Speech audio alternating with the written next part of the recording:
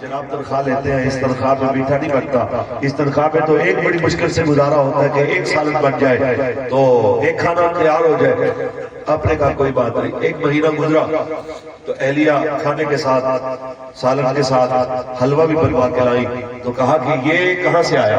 کہا جب سے آپ نے میٹھے کی خواہش کا اظہار کیا، میں روزانہ جب آٹا بناتی ہوں اور ہمارے لیے آٹا آتا ہے بیت المال سے تو میں ایک مٹھی اٹھا کے ایک طرف رکھتی رہی. آج مہینے کے بعد 30 مٹھیاں آٹا جب اکٹھا ہو گیا تو پھر میں نے یہی سوچا کہ آج میٹھا بنا لیتے ہیں، تو اس لیے میں نے اس آٹے سے میٹھا تیار کیا ہے.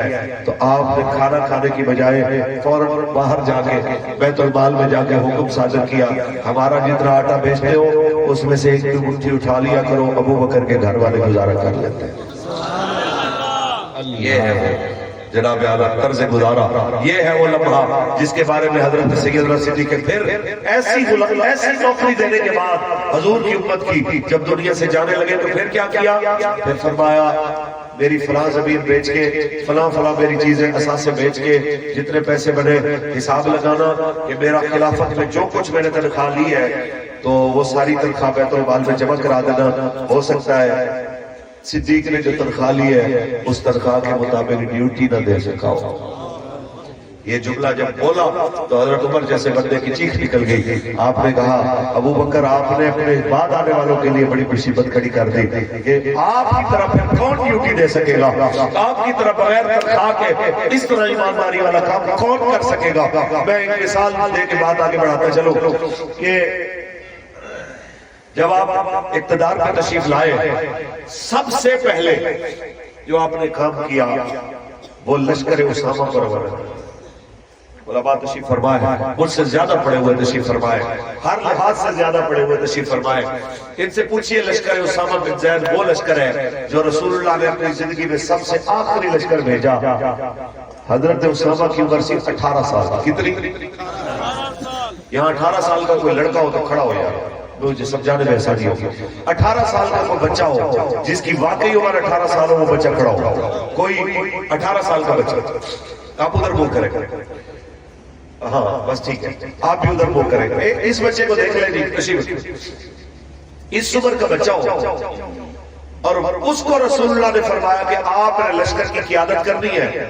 اور حضرت عمر جیسے صحابہ کو فرمایا بیٹھے، حضرت عمر جیسے صحابہ کو میرے آقا نے فرمایا آپ نے ان کے ساتھ بطور سپاہی بن کے جائے.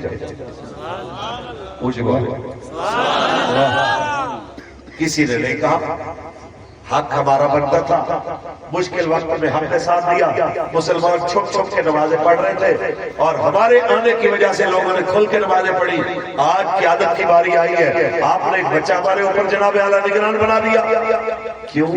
کہ وہ صحابہ تھے، وہ پاکستان کے مسلمان نہیں تھے. جناب اعلیٰ وہ صدیق پنجابی مہاجر کے جھگڑوں کے اوپر ایک دوسرے کی گریبان پکڑنے والے لوگ نہیں تھے. وہ اسمبلیوں میں ایک دوسرے کو جھپیاں لگانے والے اور سیاسی جلسوں میں ایک دوسرے کو جناب رگڑنے والے لوگ نہیں تھے، بلکہ وہ لوگ اندر اور باہر سے ایک لوگ تھے. ان کا ایک ہی کام تھا کہ یار خلاف اس میں سرداری کسی کی ہو، کمان کسی کی ہو، مشن ایک ہونا چاہیے کہ حضور کا دین تخت پہ آنا چاہیے. 18 سال کے بچے کی قیادت میں حضرت عمر جیسے بندے اور بڑے بڑے جلیل القدر صحابہ میرے آقا نے بھیجے. پھر کیا ہوا؟ حضرت اسامہ ایسے ابھی نکلے ہیں مدینے سے، حدود سے بھی باہر بھی نہیں ہوئے کہ خبر آئی کہ نبی رحمت دنیا سے پردہ فرما گیا. لشکر وہیں پہ رک گیا. رسول اللہ کی تجہیز و تکفین ہوئی. اس کے بعد حضرت صدیق اکبر پاک مسند خلافت میں بیٹھے تو خبریں آنے لگی کہ فلانا علاقہ جو ہے وہ بھی جو نئے نئے مسلمان ہوئے تھے وہ دوبارہ منحرف ہو گئے ہیں، فلاں ان لوگوں نے زکوٰۃ دینا بند کر دیا ہے، فلاں لوگ پھر مدینے پہ حملے کا سوچ رہے ہیں. اتنی باتیں آنا شروع ہوئی. سب نے کہا مہربانی کریں لشکر اسامہ کو روک لیں. فرمایا جسے میرے نبی نے بھیجا ہے صدیق روک نہیں سکتا. مجھے بولے سبحان اللہ.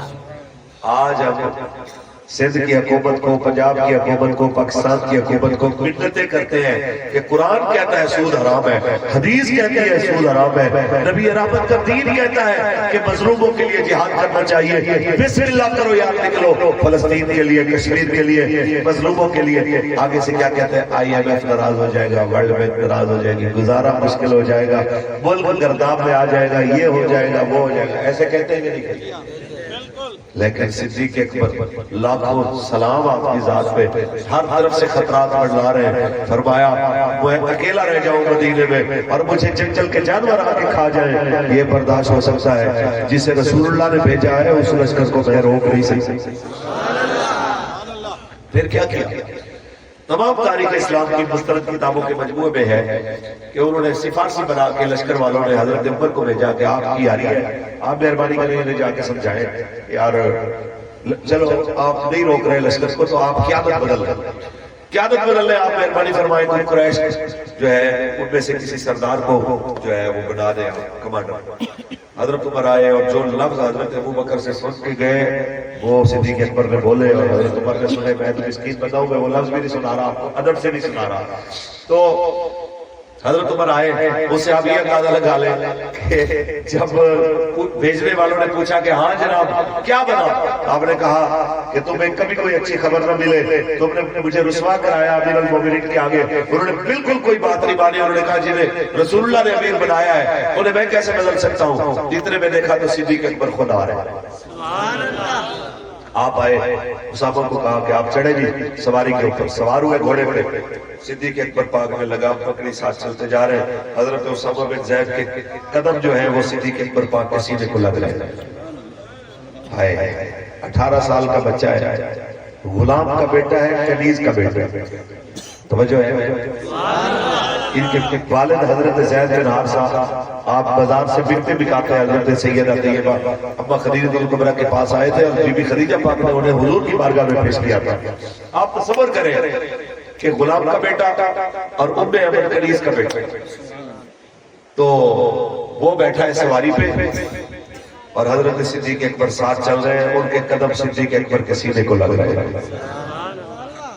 اسامہ کہتے ہیں مہربانی کیجئے کہ آپ سوار ہو جائیے یا مجھے نیچے اترنے دیجئے۔ فرمانا تو نیچے اترے گا تو میں سوار ہوں گا، تو ساتھ چل رہے، کچھ دیر تمہارے ساتھ اپنے قدموں کو خاک آلود کرنا چاہتا ہوں، کیونکہ میرے آقا مولا نے فرمایا جو اللہ کی راہ میں چلتے ہوئے اپنے قدموں کو خاک آلود کرتا ہے، ایک قدم کے بدلے اللہ 700 نیکیاں دیتا ہے، 700 درجے بلند کرتا ہے اور 700 گناہ معاف فرماتا ہے۔ یہ ان لوگوں کے لیے بات ہے، ساتھ تو دیتے نہیں لبیک کا، ہاتھ کڑیاں تو پہنتے نہیں ہیں، الٹا گھر میں بیٹھ کے تبصرے کرتے ہیں۔ ایسی باتیں نہ کیا کریں، حق تو بنتا ہے ساتھ دیا کریں، ساتھ نہیں دے سکتے تو کم از کم جو 2-4 قدم چل سکتے ہو اتنا چل کے احساس ضرور دلایا کرو آپ اکیلے نہیں، ہم بھی آپ کے ساتھ ہیں۔ یا رسول اللہ لبیک لبیک لبیک، یا رسول اللہ لبیک لبیک لبیک، یا رسول اللہ لبیک لبیک لبیک، یا رسول اللہ لبیک لبیک لبیک۔ یہاں پہ ویسے ایک بات ہے کہ جس بچے کو میرے آقا نے فرمایا کہ یہ بچہ قیادت کرے گا اس لشکر کی، حضرت اسامہ صدیق اکبر نے پورے صحابہ کے اصرار کے باوجود اس بچے کی قیادت نہیں بدلی۔ ایمانداری سے بتائیے، رسول اللہ فرما جاتے ہیں کہ فلاں سے آگے میرے بعد خلیفہ ہوگا، کسی کی جرت تھی جو آپ کہتا کہ نہیں یہ نہیں ہوگا، وہ کسی کی جرت ہو سکتی تھی؟ کسی کی بھی نہیں۔ اور صدیق اکبر جو ایک غلام اور کنیز کے بیٹے کی قیادت ایک لشکر کی بات ہے وہ نہیں بدلنے دیتے، یا پوری امت کی قیادت کے لیے رسول اللہ کسی کا نام لیتے اور صدیق اکبر مخالفت کرتے ہیں، کیسے تصور آ سکتا؟ صدیق اکبر پاک نے اپنے عمل سے بتایا کہ میرا عمل دیکھ لو، مجھے تو میرے آقا مولا اگر اسامہ بن زید کے بارے میں فرماتے نظر آ جائے کہ یہ لشکر کی قیادت کرے گا، یار میں مسکین تو اس کو بھی نہیں ہٹا رہا، تو اگر میرے آقا فرما دیتے میرے بعد مولا علی پاک نے خلافت سنبھالنی ہے تو صدیق اکبر کیسے کر سکتے؟ اس لیے اس معاملے کے اندر حضرت صدیق اکبر پاک کی خلافت پہ مولا علی پاک کا خاموش رہنا، حضرت فاروق اعظم و حضرت عثمان غنی پاک کی خلافت میں حضرت سیدنا مولا علی پاک کا بطور سیاسی مشیر، بطور بیگ سربراہ، بطور قاضی القضاء آپ کا وہاں پہ تشریف فرما ہونا یہ اس چیز کی علامت ہے کہ خلافت راشدہ کی پہلی اینٹ سیدنا صدیق اکبر پاک کے خلافت سے شروع ہو کے حضرت امام حسن پاک کے 6 مہینے کی خلافت تک، یہ اگر پورے 30 سال کی خلافت کی رونق اسلام میں آپ کو نظر آتی ہے تو یہ علی پاک کے گھرانے کی برکت سے نظر آتی ہے۔ کچھ بولے تو جس کے اوپر مولا علی کا گھرانہ تائیدن کھڑا ہوا ہے، آپ کو مجھے کس نے حق دیا ہے کہ ہم ایسی بات کریں جو خلاف واقع ہو؟ آئیے جی ہم اس نظام کی بات کرتے ہیں جس نظام کے اندر امیر کے لیے بھی قانون ایک جیسا ہو اور غریب کے لیے بھی ایک جیسا ہو۔ تو آپ بتائیں جیسے بلاول ہاؤس کی سڑکیں ہیں جو اس طرف جانے والی ہیں، تو کیا باقی سندھ کی سڑکیں بھی اسی لیول کی ہیں؟ آہستہ آہستہ بولے نظر لگ جائے گی۔ کیوں بھائی؟ آپ کبھی سوچے تو صحیح، حضرت سیدنا فاروق اعظم فرمائے میرے دور حکومت کے اندر کسی مجاہد کا گھوڑا چلتے ہوئے رستے کے اندر اگر ٹھوکر بھی کھا گیا رستے کی خرابی کی وجہ سے، عمر اس کا بھی ذمہ دار ہے۔ عمر پاک ذمہ دار ہے، رستوں کے اوپر ٹھوکر لگے مجاہد کے جناب اعلیٰ گھوڑے کو، تو کیا آج کے حکمران ذمہ دار نہیں ہے؟ حضرت فاروق اعظم پاک رات کو گشت کریں کہ میری رعایا سکون سے سوئے اور کچے کے 40 بندے قابو نہیں آ رہے ہیں۔ کیسی بات؟ اچھا وہ کچے کا وہ ایک بروم کیا شاہد بروم۔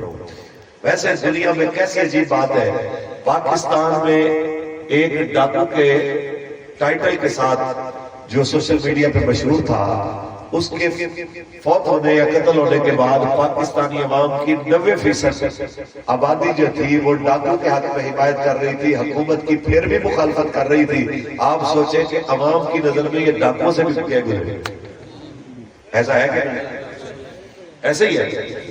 وہ کہتا تھا کہ یہ 40 ارب روپیہ جو انہوں نے کچے میں آپریشن کے نام پہ لیا ہے نا، اور ہر سال آپریشن کے نام پہ یہ حرام کھاتے ہیں، حکومت کہتا ہے اس میں سے 20 ارب روپیہ آپ ہمیں دے دیں، ہم 5 وقت کی نماز باجماعت پڑھنے کے لیے تیار ہیں، اور جناب یہاں پہ آ جائیں، اللہ خیر صلی اللہ، ہمارے بچے بھی یہاں پہ سکول میں پڑھیں گے، ہم بھی بس تسبیح بڑی 1000 دانے والی ہمیں دے دیں، ہم اللہ توبہ کرتے رہیں گے، ہمیں چوری ڈکیتی کرنے کی ضرورت کیا ہے؟ ظالم کے بچوں، ہمارا حق کھائے جا رہے ہو، نہ یہاں سکول ہے، نہ مدرسہ ہے، نہ کوئی آبادی ہے، نہ کوئی جناب اعلیٰ یہاں پہ کوئی بنیادی سہولتیں ہیں، پھر اوپر سے بدمعاشی کرتے ہو۔ ہم یہی کہنا چاہتے ہیں آج بھی اگر پکے کے ڈاکو ٹھیک ہو جائیں تو کچے کے ڈاکو کو کوئی پریشانی نہیں، بلکہ کچے میں ڈاکو رہے گا بھی۔ اس لیے یہ ڈاکو بنتے ہیں ان بدماشوں کی پالیسیوں کی وجہ سے۔ ایک میرے نبی کا دین ہے جو جڑ ختم کرتا ہے برائی کی، کچھ بولے جڑ ختم کرتا ہے۔ کیسے جڑ ختم ہوتی ہے؟ آپ ناراض تو نہیں؟ آپ تو میرے اپنے ہیں نا، آپ کے ساتھ تو کھل کے بات ہو سکتی۔ جڑ کیسے ختم ہو سکتی ہے؟ رسول اللہ کے دور میں چوری ہوئی، ایک بندے کے باپ کے اندر ظاہر چوری کرنے والا بھی نیا نیا مسلمان ہوا تھا، کچھ صحابی، وہ خود صحابی اپنی زبان میں خود اپنا واقعہ سناتا، کہتے 3 دن میرے گھر میں فاقہ رہا، مجھے جب کہیں سے کوئی شے نظر نہ آئی تو میں نے اپنے بچوں کو روتا ہوا دیکھا تو میں بے بس ہو گیا۔ میں نے کھجوروں کے ایک باغ کے اندر جا کے کھجور پہ چڑھا، وہاں سے کھجوریں اتارنے لگا اپنے بچوں کے لیے۔ کہتے ہیں میں کھجوریں ابھی اتار ہی رہا تھا کہ باغ کا مالک آ گیا، اس نے دور سے مجھے برا بھلا کہنا شروع کیا۔ جب میں نیچے اتر رہا تھا ابھی پورا اترا بھی نہیں، مجھے مارنا شروع کیا، اور مجھے مارتا مارتا حضور کی بارگاہ میں لے آیا اور آ کے کہنے لگا حضور اس کا ہاتھ کاٹیے، اس نے میری کھجوریں چوری کی ہے۔ دل تھام کے سنیے، فیصلہ رسول اللہ کرے گا۔ حضور کی بارگاہ میں آئے، یہ ہاتھ کاٹیے جی، اس کا یہ چور ہے۔ تو حضور نے یہ نہیں کہا لے آؤ بھی تلوار اس کے ہاتھ کاٹ دو، جڑ ختم کرنی ہے فساد کی۔ رسول اللہ نے جڑ کیسے ختم کی؟ بڑی محبت سے اس سے پوچھا تو نے چوری کیوں کی؟ کیا ضرورت پڑی تمہیں چوری کرنے کی؟ تو وہ رونے لگا، کہنے لگا حضور پتہ کر لیجئے کسی بندے کو بھیج کے، میرے بچے 3 دن سے بھوکے تھے، میں بے بس تھا، میرے پاس اور کوئی چارہ ہی نہیں تھا، میں کیا کرتا؟ مجھے اور کوئی رستہ نظر نہیں آیا تو میں نے چوری کی۔ رسول اللہ نے بندہ بھیجا، جب تائیدن پتہ چلا واقعی اس کے گھر میں فاقہ ہے، تو رسول اللہ نے باغ کے مالک کو غصے ہو کے فرمایا، یار یہ بھوکا تھا تو تو نے اس کو کھلایا کیوں؟ یہ پیاسا تھا تو تو نے اس کو پلایا کیوں نہیں؟ اور حضور نے فرمایا تیری اب سزا یہ ہے، یہ سزا چور کو نہیں مل رہی، یہ سزا رسول اللہ نے باغ کے مالک کو دی۔ فرمایا تیری سزا یہ ہے، جو کھجوریں یہ توڑ کے لایا یہ اس کی ہوئی، اور جو تو نے اس کو وہاں سے لے کے یہاں تک بغیر وجہ پوچھے مارتے ہوئے لے کے آئے ہو، اس کے بدلے میں ایک اونٹ کھجوروں کا بھر کے اس کے بچوں کے لیے روانہ کرو۔ آپ مجھے ایمانداری سے بتائیں، کیا اس فیصلے کے بعد کسی کی جرأت ہوگی کہ کوئی چوری کی طرف جائے، کوئی ڈکیتی کی طرف جائے، کوئی ظلم و زیادتی کی طرف جائے؟ میں یہ کبھی بھی یہاں پہ یہ بھی سن لیں، جہاں تک میں معاشرتی ناانصافی کی بات کر رہا ہوں کہ نہیں ہونی چاہیے، وسائل کی منصفانہ تقسیم ہونی چاہیے، میں کچے کے لوگوں کو بھی کہنا چاہتا ہوں، اس کا مطلب یہ ہرگز نہیں ہے کہ آپ لوگوں کے بچے اٹھانا شروع کر دیں اور بچوں کو مار کے، مزدوروں کو مار کے، اور جناب ٹرک ڈرائیوروں کو مار مار کے ان کی ویڈیوز بنائیں اور یہ بدماشی کرنا شروع کر دیں۔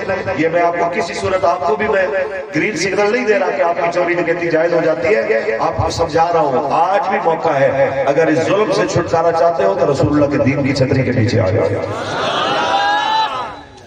عوام کو بھی کہہ رہے ہیں اس ظلم سے بچنا ہے تو نبی کا دین نافذ کرو، تحریک لبیک کو حضور کے دین کے لیے ووٹ دو، پرچی دو گے انشاءاللہ، دین تخت پہ آئے گا انشاءاللہ، منصفانہ تقسیم ہوگی، پھر کسی کو چوری ڈکیتی کی ضرورت نہیں پڑے گی۔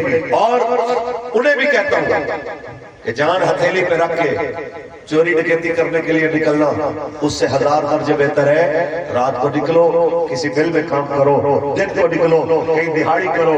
میرے آقا مولا نے ارشاد فرمایا اپنی محنت سے کمائی ہوئی کمائی سے بہترین اور لذیذ لقمہ کسی نے اپنے ہاتھ اور دنیا میں نہیں کھایا ہوگا۔ سب سے بہترین چیز جو کھانے کی ہے وہ ہے حلال کی کمائی سے کمایا ہوا لقمہ۔ آپ سب کی ذمہ داری ہے آپ حضور کے دین کے لیے تحریک کا ساتھ دیں گے انشاءاللہ، انشاءاللہ۔ ہم اس سے ایک بات حکمرانوں کو بھی ایک مشورہ دیتے جائیں کہ آج پیپلز پارٹی نعرہ لگاتی ہے روٹی کپڑا مکان، بلکہ اب وہ نعرہ بھی بند ہو گیا ہے، اب کہتے ہیں جی بھٹو۔ کبھی بند کمرے میں سوچیے گا کہ بھٹو صاحب مرحوم کے زمانے سے لے کے آج تک روٹی کپڑا مکان تو نواب شاہ والوں کا پورا نہیں ہوا، باقی سے تو بڑی دور کی بات ہے، لیکن بھٹو صاحب کا نام کیوں زندہ ہے؟ کیا روٹی کپڑا مکان کی وجہ سے؟ تو یہ جھوٹ ہے۔ کیا 12 ایکڑ زمین کی وجہ سے؟ تو یہ بالکل جھوٹ ہے۔ بھٹو صاحب کا نام صرف اس وجہ سے زندہ ہے جو اس نے ختم نبوت کے قانون کے اوپر دستخط کیے۔ میرا یقین ہے کہ اگر اللہ کریم نے اس کی مغفرت فرمائی تو اسی وجہ سے فرمائے گا جو اس نے میرے آقا مولا کی ختم نبوت کے قانون کے اوپر دستخط کیا۔ میرا ان کی اولاد کو، ان کے داماد کو، ان کے نواسے کو پیغام ہے، اتنا بڑا کام کیا ہے بھٹو صاحب نے، تو 7 ستمبر کو کہاں چلے جاتے ہو کریڈٹ لینے کے لیے آ جائے؟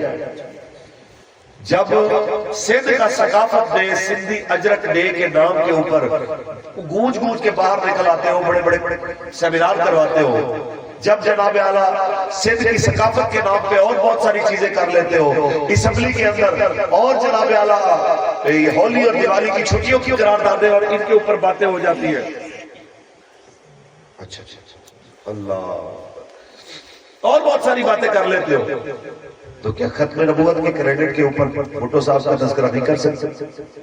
کیوں نہیں کرتے؟ کہ کہیں باہر کے جناب جو کھلاڑی بیٹھے ہیں وہ ناراض نہ ہو جائے۔ تو ہم بتانا چاہتے ہیں زرداری صاحب یاد رکھیے بھٹو صاحب کی باہر بڑی سلام دعا تھی، اس کے باوجود ان کی وجہ سے نام زندہ نہیں ہے۔ نام اگر ان کا زندہ ہے تو میرے آقا مولا کی وجہ سے۔ آج آپ اگر شہدار کہا جتنی جناب تنخواہ لیتے ہیں اس تنخواہ میں میٹھا نہیں بنتا، اس تنخواہ پہ تو ایک بڑی مشکل سے گزارا ہوتا ہے کہ 1 سالن بن جائے تو ایک کھانا تیار ہو جائے۔ آپ نے کہا کوئی بات نہیں. 1 مہینہ گزرا تو اہلیہ کھانے کے ساتھ سالن کے ساتھ حلوہ بھی بنوا کے لائی. تو کہا کہ یہ کہاں سے آیا؟ کہا جب سے آپ نے میٹھے کی خواہش کا اظہار کیا، میں روزانہ جب آٹا بناتی ہوں اور ہمارے لیے آٹا آتا ہے بیت المال سے تو میں 1 مٹھی اٹھا کے ایک طرف رکھتی رہی. آج مہینے کے بعد 30 مٹھیاں آٹا جب اکٹھا ہو گیا تو پھر میں نے یہی سوچا کہ آج میٹھا بنا لیتے ہیں، تو اس لیے میں نے اس آٹے سے میٹھا تیار کیا ہے. تو آپ نے کھانا کھانے کی بجائے فوراً باہر جا کے بیت المال میں جا کے حکم صادر کیا، ہمارا جتنا آٹا بیچتے ہو اس میں سے 1 مٹھی اٹھا لیا کرو، ابو بکر کے گھر والے گزارا کر لیتے ہیں. یہ ہے وہ جناب اعلیٰ طرز گزارا، یہ ہے وہ لمحہ جس کے بارے میں حضرت سیدنا صدیق پھر ایسی نوکری دینے کے بعد حضور کی امت کی جب دنیا سے جانے لگے تو پھر کیا کیا؟ پھر فرمایا میری فلاں زمین بیچ کے فلاں میری چیزیں اثاثے بیچ کے